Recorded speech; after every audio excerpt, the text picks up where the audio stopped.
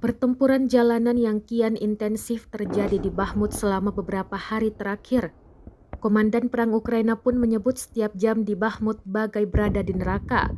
Wakil Komandan Garda Nasional Ukraina Volodymyr Nazarenko mengungkapkan hal itu pada Maret 2023 lalu.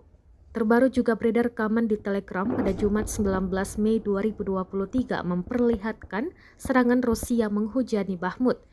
Dalam narasi unggahan disebutkan militer Rusia buat membara posisi angkatan bersenjata Ukraina.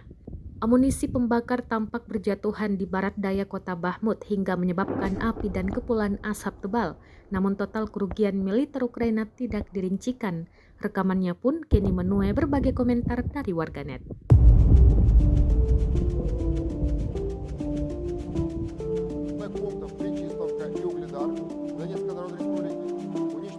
Склада артиллерийских боеприпасов 68-й егерской и 72-й механизированной бригады вооруженных сил Украины. Нанесено поражение 86 подразделений. В районах населенных пунктов Владимировка, Кременная Луганской Народной Республики, Табаевка Харьковской области, Никольская Донецкой Народной Республики, Жеребянка Запорожской области.